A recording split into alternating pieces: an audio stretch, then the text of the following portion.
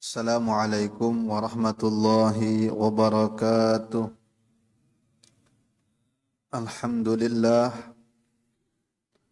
Alhamdulillahilladzi idza arada bi'abdihi khairan yufaqihu fid din. Wassalatu wassalamu ala imamil anbiya'i wal mursalin Sayyidina wa maulana Muhammadin wa ala alihi wa ashabihi ajma'in amma ba'd. Qalu subhanaka la ilma lana illa ma 'allamtana innaka antal alimul hakim. Wala haula wala quwwata illa billahil aliyyil azim. Kita bersyukur kepada Allah yang memberikan kita nikmat iman, nikmat Islam, nikmat sehat, nikmat umur, nikmat taufik dan hidayahnya sehingga malam hari ini Allah masih berikan kesempatan kita sholat berjamaah, kita ta'lim bersama, kita kembali bersilaturahim. Mudah-mudahan nikmat-nikmat ini bisa kita syukuri hingga termasuklah kita dari golongan hamba-hambanya yang beruntung di dunia dan di akhirat. Amin.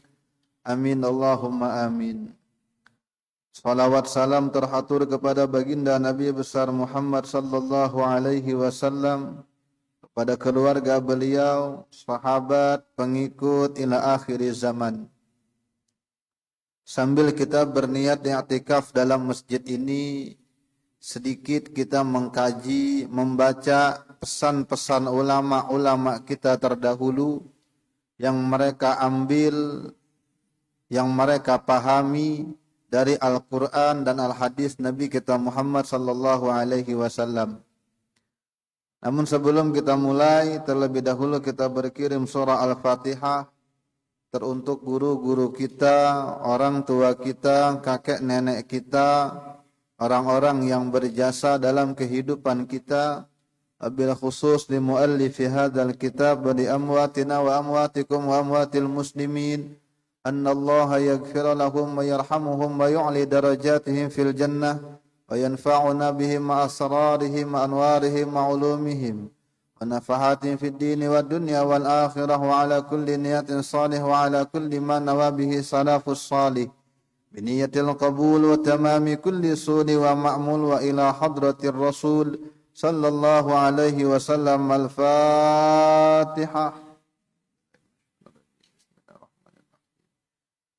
Rabbil alamin arrahmanir rahim maliki yaumiddin iyyaka na'budu wa iyyaka nasta'in ihdinas siratal mustaqim siratal ladzina an'amta 'alaihim ghairil maghdubi 'alaihim waladdallin amin. Bismillahirrahmanirrahim. Wa qala al-Imam Abdullah al-Haddad, idza balagha al-insanu 40 sanah wa 'ada fikruhu fid dunya ya'ti asy-syaitan wa yamsahu 'ala wajhihi wa yaqulu bi abi hadha wajhun la yuflih. Fi riwayatin falyatajahaz ilan nar. Apabila manusia umurnya sudah mencapai 40 tahun, tetapi pikirannya, konsentrasinya masih terikat dengan dunia.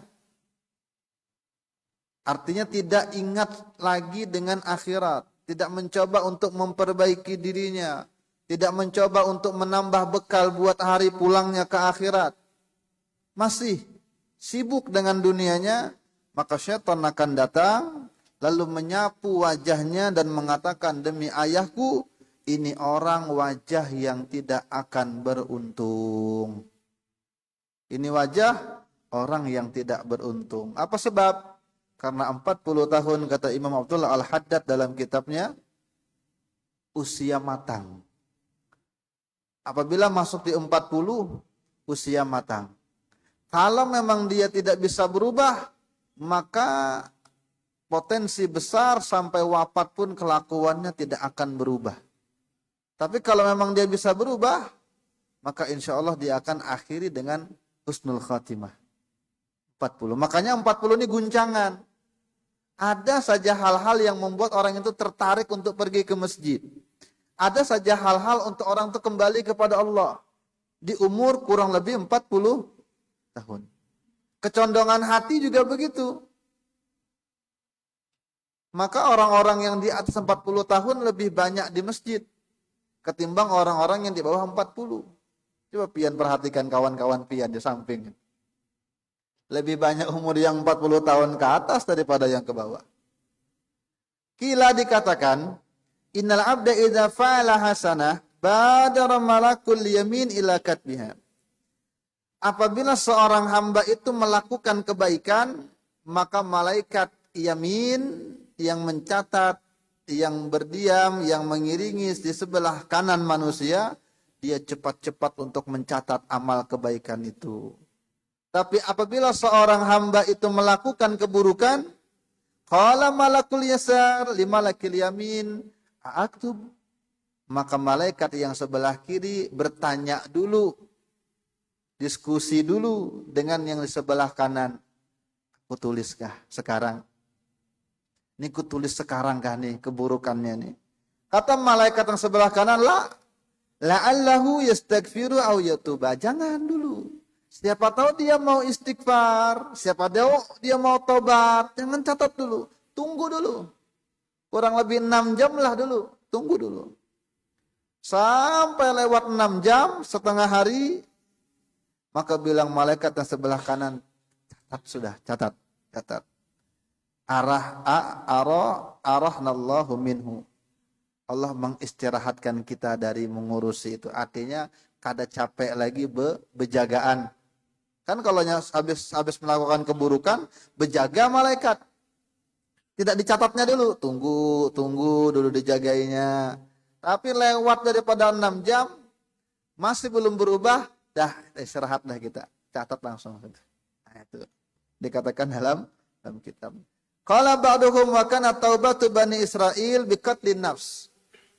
Berkata sebagian ulama tafsir, taubatnya orang-orang Bani Israel dulu dengan cara membunuh dirinya.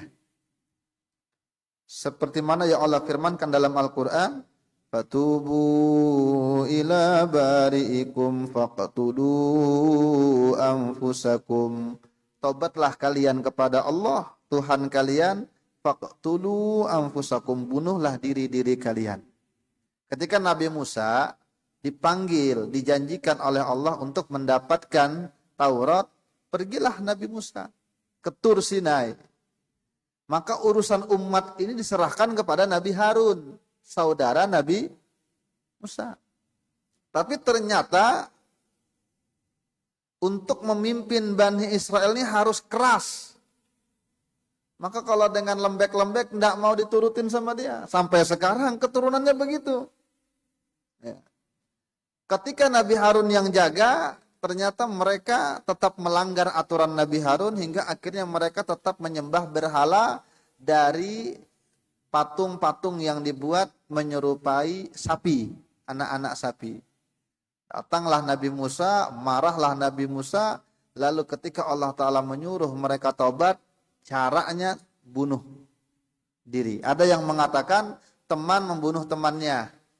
Jadi saling bunuh gitu. Nah, satu mukul dia, satu balik begitu. Begitu cara bunuh dirinya kata ulama tafsir. Baru diterima taubatnya. Bahkan dalam riwayat, kalau mereka melakukan dosa, langsung otomatis di pintu mereka tertulis, Fulan bin Fulan mengerjakan dosa ini. Cara taubatnya begini. Dan tulisan itu secara gaib bisa dilihat oleh orang yang khas dan orang yang awam. Tapi untuk Nabi Muhammad, umatnya, ummatul marhumah. Tidak ada yang begitu. Karena kasih sayang Allah Ta'ala yang lebih kepada umat ini karena bernisbah kepada Nabi kita Muhammad sallallahu alaihi wasallam.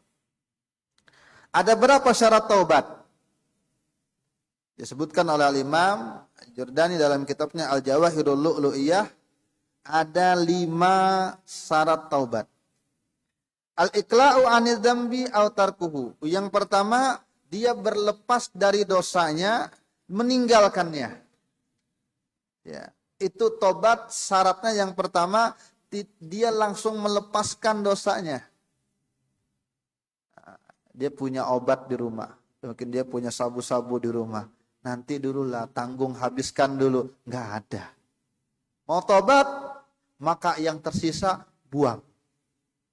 Yang tersisa bakar, buang.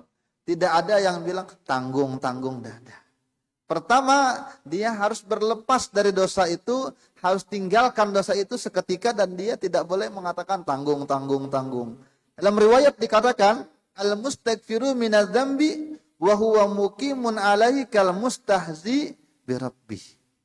Orang yang meminta ampun terhadap satu dosa tapi masih melakukan terus-menerus begitu, maka seperti orang yang sedang mengolok-olok Tuhannya. Maka segera. Yang kedua, an-nadam bi yatahazzana wa yatawajja ala fi'li. Yang kedua, dia bersedih,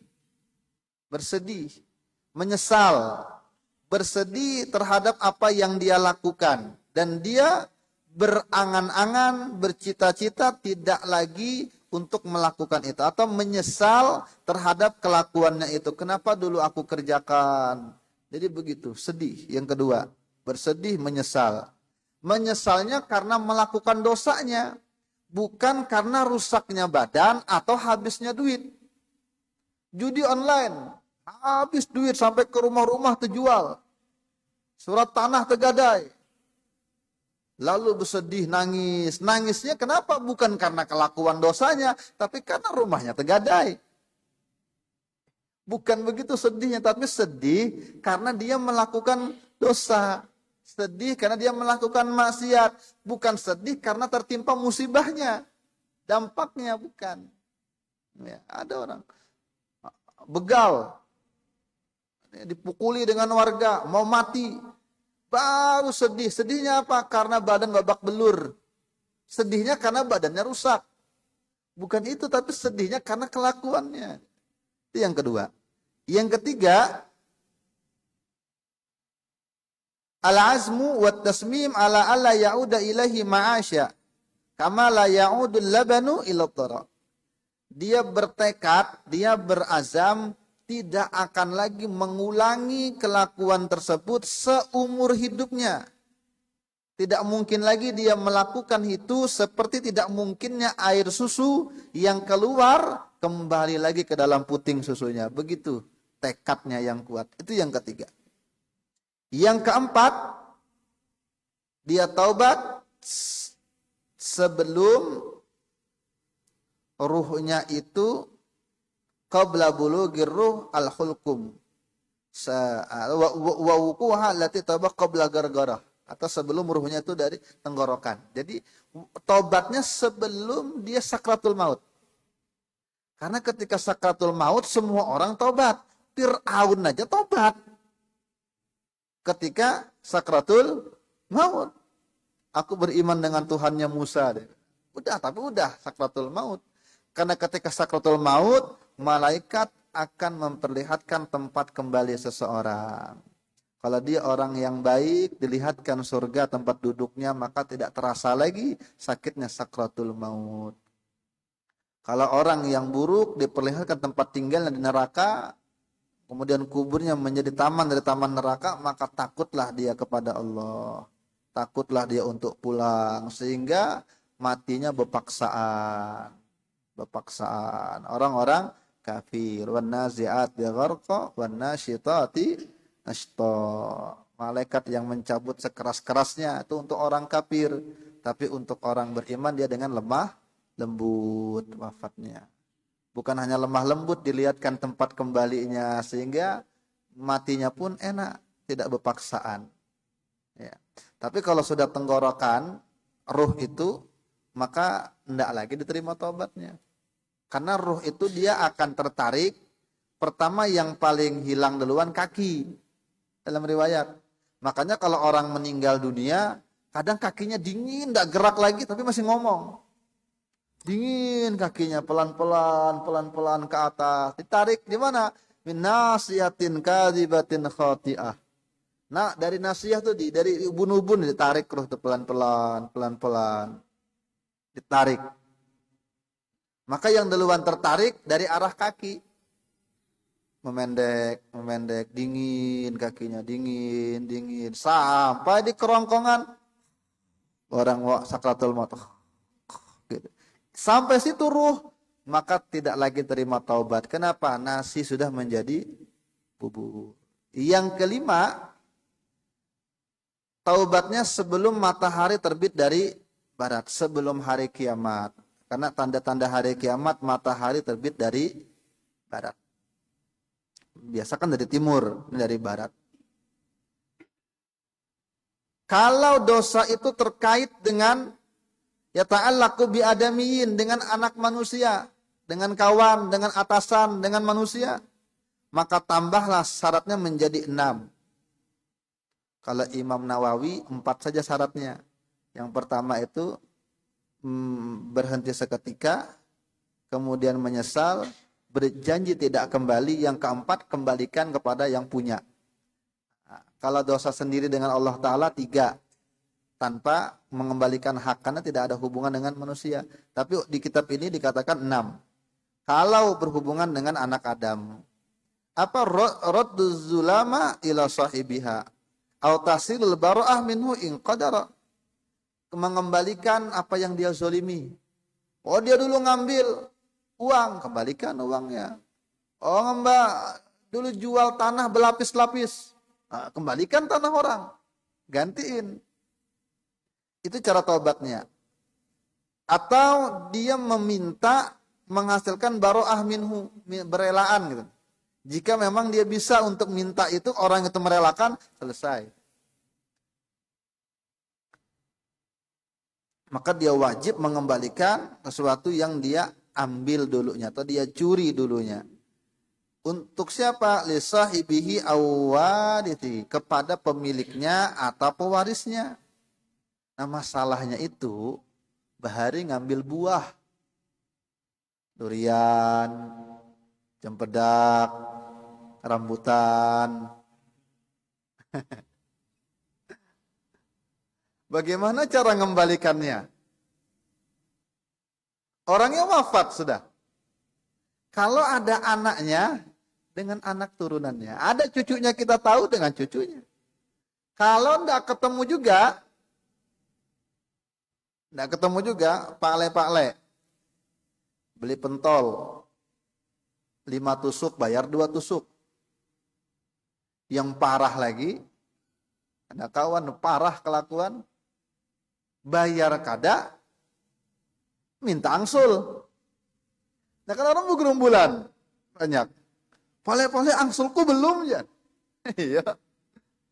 Kayak apa? Kalau begitu, orangnya enggak tahu lagi tinggal di mana. Orangnya pun enggak tahu warisnya di mana. Ketemu di sekolahan. Maka kalau tidak bisa mencari orangnya, dafa'ahu li hakimin thiqatin. Dia menyerahkan uang itu kepada hakim. Ganti rugi kepada hakim. Biar hakim nanti yang mentasarufkan duitnya. Tapi sekarang maulah kira-kira pengadilan itu mau urusi duit-duit macam itu. Iya. Aku Bahari ngambil tanah orang. Sekarang ku sedekahkan duitnya 500 juta. Aku hektar-hektar. Kembalikan ke hakim. Kayak apa prosedurnya kira-kira. Maka kalau memang tidak bisa juga, kata beliau, fa in ta'adzara sarafahu fi ma yasha'u minal masalih biniyati gurmi badali in wajada mustahiqahu. Ini. Kalau uzur juga, maka dia gunakan uang ganti ruginya itu dengan niat ganti rugi tadi kepada tempat apapun yang dia kehendaki dari berbagai kebaikan. Masjid, jalan yang berlobang-lobang, orang rancak terpelengser di situ, motor sering jatuh di situ, pejabat setempatnya kada bergerak lagi, panti asuhan, pondok pesantren, salurkan duitnya ke situ dengan niat ulun mengganti rugi kelakuan dulu. Mudah-mudahan pahalanya, hadiahnya buat orang yang dulu ulun zolimi. Begitu caranya kata beliau. Kira-kira tuh begitu tuh. Kalau kita mungkin berapa ratus ribu. Tapi jangan mengukur duit dulu dengan duit sekarang. Ya. Dulu aja 500 rupiah pentol. Sekarang berapa sudah 5.000. Maka masukkan ke celengan. Masukkan ke tempat-tempat yang memang perlu dengan uang itu. Maka niatkan ganti rugi. Tapi kalau ada orangnya, kemudian datang. Wah, ini Bahari. Ini yang kau zalimi, maka sudah mengeluarkan duit ke masjid, ganti, karena ini hanya ganti. Ya, sementara kalau ada orangnya kita ganti, tapi kalau kada, mudahan Allah yang Maha Rahman Maha Rahim menyampaikan hadiah pahala ini untuk yang punya sehingga di akhirat lepaslah dari tuntutan itu. Ya, karena kan di akhirat kan kalau kita bisi hutang kada bayar maka dibayar dengan pahala. Sudah kita sediakan pahalanya untuk beliau itu. Fa in asara azama al ada inda qudrati. Tapi kalau kada bisa juga, ada orang itu yang terhutang bermiliar-miliar. Lalu lari sana, lari sini, terjebak. Nya kada pintar berbisnis, lalu terjebak. Atau ditipu dengan orangnya tangan kedua, tangan ketiga, ratusan juta. Maka berazamlah, bertekadlah dalam hati dengan niat yang tulus untuk membayar jika ada kemampuan. Jika ada kemampuan. Selebihnya inya mati belum bisa membayar, Allah Maha Rahman, Allah Maha Rahim. Terserah Allah Ta'ala yang Maha Rahman, yang Maha Rahim, yang Maha Kasih Sayang itu. Terserah Allah Ta'ala. Mudah-mudahan diampuni Allah Ta'ala. Karena kan bertekad sudah. Hikayatut Ta'ibin. Ini kisah orang-orang yang bertaubat. Dari Abdullah bin Abbas. Nabi kita Muhammad SAW pernah mengutus seseorang untuk datang kepada Wahsy untuk mengajaknya masuk ke dalam agama Islam. Maka Nabi kirim utusan untuk mengajak Wahsy masuk Islam. Maka Wahsy ketika dapat utusan, dapat surat untuk masuk Islam, maka Wahsy mengirim balik utusan lalu mengatakan, "Ya Muhammad, kaifa tad'uni ilal Islam wa anta taz'umu anna man qatala nafsan aw asyraka aw zana yudha'afu lahul adabu yaumal qiyamah wa yakhludu fihi muhanan." Muhammad, bagaimana kau mengajak aku masuk Islam sedangkan agama Islam yang kau ajak itu, yang kau bawa itu, engkau telah mengecamnya orang-orang yang bunuh orang. Orang yang membunuh, orang yang syirik, orang yang berzina akan dilipat gandakan azabnya di hari kiamat dan dia diberikan kehinaan yang kekal. Bagaimana? Sedangkan aku melakukan itu semua. Bahkan gak ada tanggung-tanggung. Wah, si ini yang dia bunuh bukan orang sembarangan, tapi yang dia bunuh adalah Hamzah bin Abi Thalib. Jadi Wahsy itu budak awalnya. Ketika terjadi perang Badar di tahun 2 Hijriah, perang Badar itu terjadi di tahun 2 Hijriah di bulan Ramadan. Dan saat itu kaum muslimin baru pertama kali melakukan puasa Ramadan. Ini pengalaman pertama untuk puasa. Sebelumnya belum ada kewajiban puasa. Di tahun 1 Hijriah turun ayat yang ya ayyuhalladzina amanu kutiba alaikumus syiyam. Maka di tahun yang akan datang menghadapi Ramadan, kaum muslimin pertama kali untuk berpuasa Ramadan. Tapi di saat itu meletus perang Badar. Di tanggal 17 Ramadan, kaum muslimin kurang lebih berjumlah 314 orang dengan Nabi kita Muhammad. Sedangkan kaum kafir Quraisy ribuan orang, 3.000 orang. Tapi kemenangan besar di pihak kaum muslimin. Banyak pembesar-pembesar kaum kafir Quraisy yang mati di perang Badar. Abu Jahal, Abu Lahab, Utbah. Nah, Utbah ini adalah abahnya Hindun. Hindun ini diisi budak namanya Wahsy. Ketika abahnya mati di perang Badar, Hindun sakit hati. Maka Hindun mengatakan kepada Wahsy, kalau kamu berhasil membunuh Hamzah sebagai pembunuh ayahnya, maka kamu ku merdekakan. Itu janjinya Hindun. Merdeka itu kan tebusannya kan luar biasa. Kalau hari ini mungkin miliaran baru bisa keluar dari perbudakan itu. Maka Hindun berlatih nombak. Hindun ini orang Afrika. Hindun ini. Jadi memang dikenal sebagai orang yang kuat, begawi kuat, orangnya kekar. Maka setiap harinya berlatih menombak. Maka ketika meletus perang Uhud, setahun kemudian di tahun 3 Hijriah, maka Wahsy itu tidak lagi mencari siapapun kecuali yang dia incar adalah Hamzah. Karena Hamzah ini bintangnya peperangan. Hamzah itu saking hebatnya berperang, dijulukin dalam Islam sebagai singanya Allah. Bahkan sebelum Islam datang, Hamzah itu memang hobinya berburu. Bahkan disebutkan dalam sirah, Hamzah itu bahkan sering sekali dia menghambin binatang buas.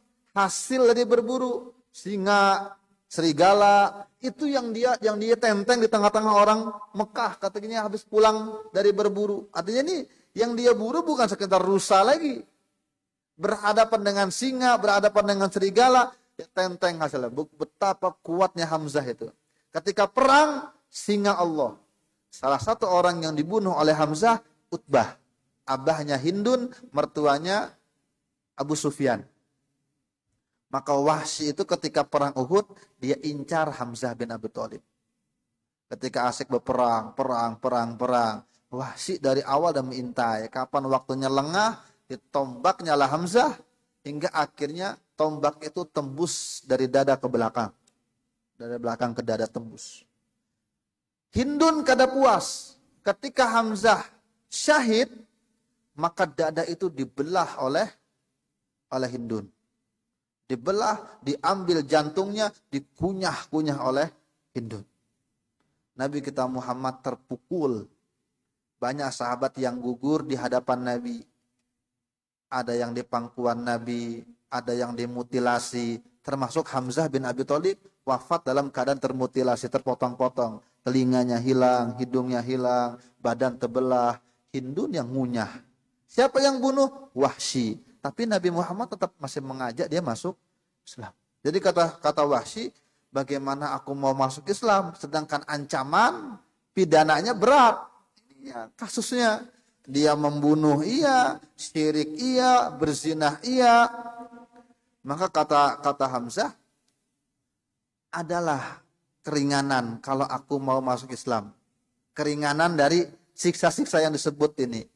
Maka turunlah ayat illa man taba wa amana wa amila amalan salihah, kecuali orang-orang yang bertaubat, beriman, beramal dengan amalan yang baik, maka lepas dari azab itu. Ketika dia taubat, hilang semua dosanya. Tapi apa syaratnya? Bertobat, beriman, beramal yang baik.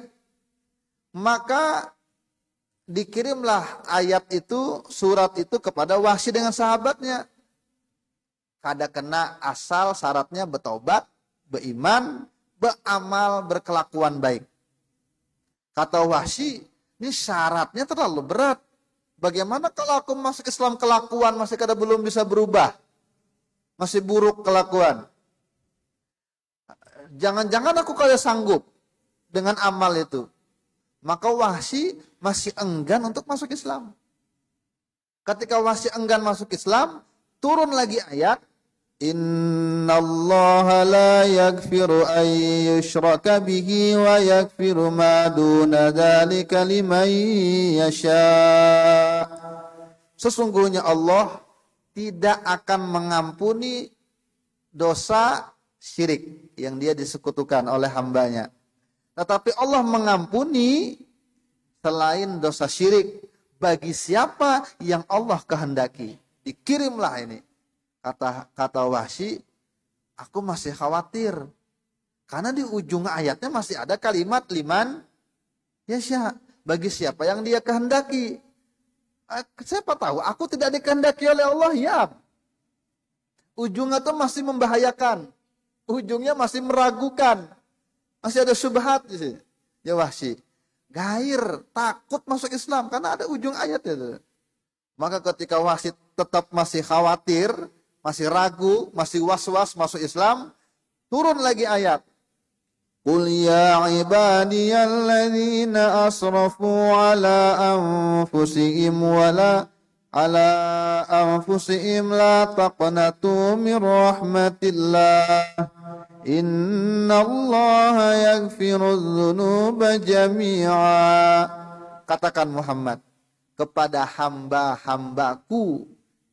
Kalimatnya masih menggunakan hambaku, kata Allah. Masih halus, masih disayang. Katakan kepada hamba-hambaku, mereka yang udah kelewat batas dengan kelakuan dirinya sendiri. La taqnatu mir rahmatillah. Jangan putus asa dengan rahmat Allah. Sesungguhnya Allah Maha mengampuni dosa semuanya, kata Allah Ta'ala. Wah, mendengar kalimat ayat ini, maka Wahsy mau masuk Islam. Naam hadi, ini sudah waktunya, kata datang Wahsy masuk Islam. Tapi dalam satu riwayat, dalam satu sejarah dikatakan ketika Wahsy ini masuk Islam, Nabi Muhammad masih tidak kuat melihat wajahnya Wahsy ini. Jadi Nabi terima keislamannya, Nabi maafkan, Nabi terima, ya, tapi Nabi tidak mau lihat mukanya. Kenapa? Masih terlalu sakit hati Nabi ketika ingat kejadian di Uhud. Ini kan sisi kemanusiaan Nabi. Tapi Nabi dengan kelapangan dadanya menerima. Nah, kira-kira kita tuh bisa enggak begitu kira-kira? Ya, orang yang paling kita sayangi dibunuh, dicincang, dimutilasi, dikunyah. Lalu datang pembunuhnya, tetap Nabi terima. Walaupun Nabi berat untuk lihat muka Wahsy. Tapi setelah Wahsy masuk Islam, dia berjanji sebagaimana kelakuanku dulu di luar Islam, menghantam Islam, memusuhi Islam, maka aku akan balas untuk membela Islam. Akhirnya Wahsy berislam dengan baik, hingga akhirnya Musailamah al-Kadzab, nabi palsu itu kalau kada hilaf, itu yang bunuh Wahsy. Ya, dalam peperangan. Ketika ada nabi palsu diperangi oleh Abu Bakar Siddiq, di zaman Allah alam, zaman lupa ingat, zaman siapa? Wahsy yang bunuh itu, ya, nabi palsu itu. Nah, ketika turun ayat ini, melihat kejadian ini, maka sahabat Nabi bilang, ya Rasulullah, ini ketentuan begini, ini khususkah buat Wahsy atau untuk semua kaum muslimin? Maka kata Nabi, balil muslimina ammah. Ini untuk semua kaum muslimin secara umum. Ini rahmatnya Allah. Ada lagi kisah taubat. Nama ulama Fudail. Al-Imam Fudail bin Iyad. Fudail bin Iyad ini ulama besar. Kalau kita ngebahas tentang ulama-ulama tasawuf, Tabaqatus Sufiyah, masuk namanya Fudail bin Iyad sebagai orang besar dalam agama kita. Harum namanya, tapi siapa sangka dulunya seorang begal, perampok. Fudail bin Iyad. Kerjaannya yaqta'ut thoriq, memotong jalan. Ya, tukang begal. Tukang rampok, tukang begal. Satu saat Fudail bin Iyad ini menghendaki perempuan. Itu mungkin untuk berlaku yang kada baik dengan binian, naik ke pagar sudah. Ketika naik di pagar, rupanya Imam Fudail bin Iyad nih ketika masih belum taubat mendengar ada orang mengaji tengah malam.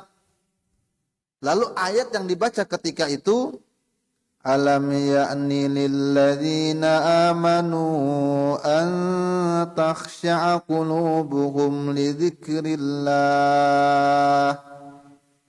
Alam ya'ni lilladzina amanu an takhsha'a qulubuhum li dzikrillah. Belumkah datang lagi waktunya bagi orang-orang yang beriman agar hatinya takut mengingat dengan Allah Ta'ala. Bahasa kitanya tuh, kapan lagi taubat, kapan lagi ingat Allah. sadang-sadang kelakuan, sudah-sudah kelakuan buruk. Kapan lagi bertobat? Kapan? Ini kita bahasa kita gitu tuh. Maka ketika Imam Fudail bin Iyad mendengar ayat ini, ya Allah sekarang, ya Allah waktunya sekarang ya Allah. Ulun taubat sekarang ya Allah. Taubat. Maka Fudail bin Iyad itu pulang, kemudian mampir di satu rumah yang rumah persinggahan, rumah istirahat, yang menggubuk buruk, gitu. Orang banyak tidur di situ. Ketika sedang istirahat di situ, ternyata di situ banyak juga orang yang istirahat. Nah, salah satu perbincangan orang-orang di situ mengatakan, ayo kita lanjut jalan. Maka ada yang celetuk, jangan. Di jalan sana tuh biasanya ada begal, ada bebuhan Fudail bin Iyad. Kalau kita di begalnya habis kita. Padahal Fudail bin Iyad di situ sudah taubat. Maka beliau mengamankan mereka. Ya. Lalu akhirnya wajah waral haram hatta mata. Lalu tinggal di Mekah. Nuntut ilmu, bertaubat, belajar. Hingga jadi ulama. Hingga akhirnya wafat di kota Makkah. Fudail bin Iyad.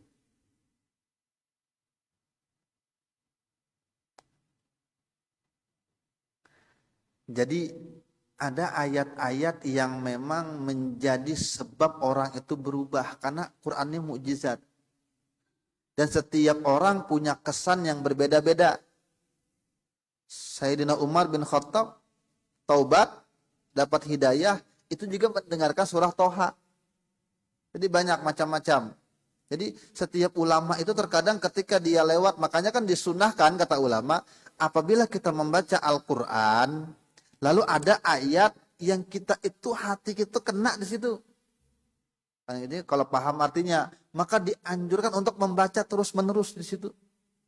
Bahkan Nabi kita Muhammad pernah, kata sahabat Abu Dzar Al-Ghifari, Nabi pernah sholat malam.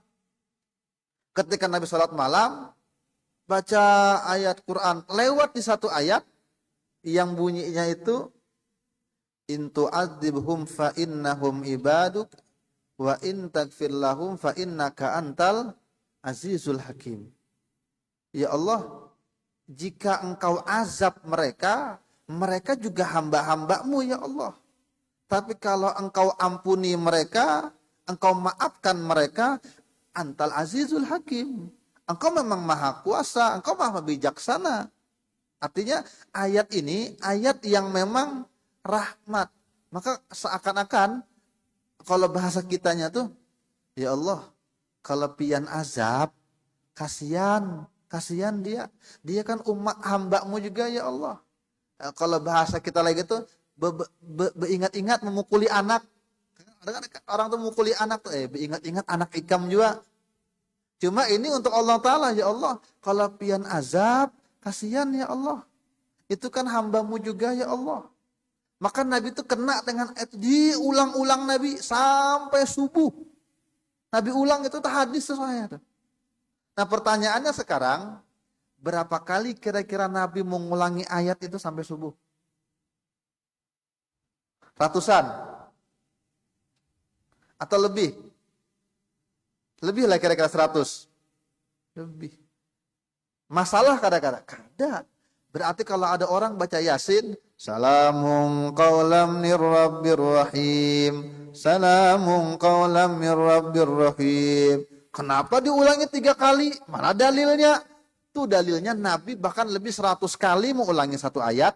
Karena kenanya di situ. Nah barangkali orang-orang Tuhan kita dulu yang mereka yasinan, mereka mungkin baca yasin sama-sama, mungkin kenanya di situ. Kena hatinya itu di situ, jauhkan di situ, maka diulang-ulang oleh mereka. Itu kada salah itu, kada salah. Termasuk sahabat tadi, ulama tadi, kena dengan ayat itu lalu taubat. Ada juga ulama itu jadi Imam Haddad yang kena hatinya itu ketika membaca surah Yasin. Wamtazul yauma ayyuhal mujrimun. Berpisah. Hari ini jangan bergabung lagi kata Allah. Wahai orang-orang yang jahat, jangan bergabung lagi. Maka hari itu di hari kiamat tidak bisa lagi orang-orang jahat berpura-pura jadi baik. Orang-orang jahat menyelubung di orang-orang baik, berpura-pura berpakaian baik, pura-pura bersosialisasi dengan kebaikan. Ada bisa lagi pura-pura disuruh pisah. Mana orang baik, mana orang jahat, pisah, jangan bergabung. Maka bergetarlah hati ulama ini sampai inya pingsan. Jadi banyak kisah-kisah ulama itu yang ketika kena ayatnya itu maka kena di situ ada nikmat yang malah bergetar hati. Maka ujar Imam Haddad, ya, di ayat itu seakan-akan mengatakan kita bang apa yang kira-kira hati kita bergetar. Ini Quran tuh dahsyat gitu. Itu sebab taubatnya Fudail bin Iyad mendengar ayat itu. Ada lagi sebab taubatnya Ibrahim bin Adham. Yang terakhir. Ibrahim bin Adham ini sufi besar. Namanya selalu dikenang-kenang. Selalu banyak pembahasan tentang Ibrahim bin Adham. Wallahu ta'ala alam bisawab. Habis waktu kita. Ibrahim bin Adham. Sedikit.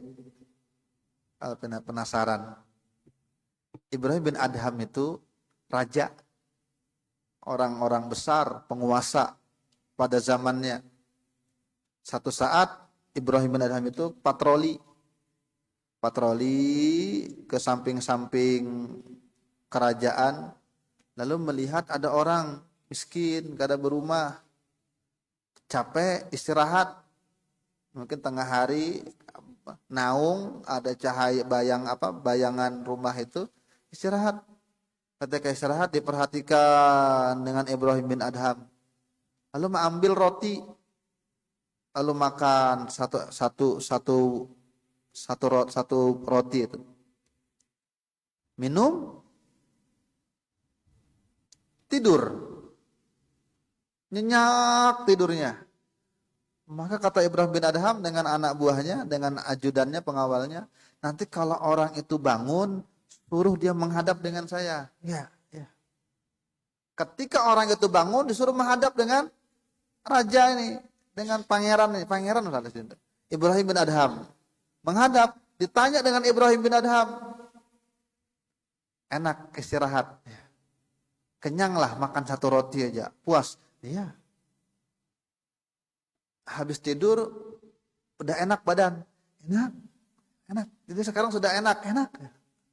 Maka Ibrahim bin Adham mengatakan, nafsu bisa puas dengan satu potong roti. Nafsu bisa puas dengan hanya berlindung di bayangan rumah yang besar.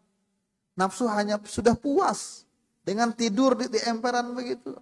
Maka apa lagi yang kucari, belum puas lagi nafsu dengan istana yang besar begini. Maka sejak itu Ibrahim bin Adham keluar dari istananya, lalu tinggal di Mekah, lalu menuntut ilmu jadi orang besar di Mekah. Ibrahim bin Adham. Ya. Introspeksinya dari situ. Jadi banyak kejadian-kejadian yang malah kita kembali kepada Allah. Mudah-mudahan kita bisa wafat dalam keadaan husnul khatimah. Al-Fatihah.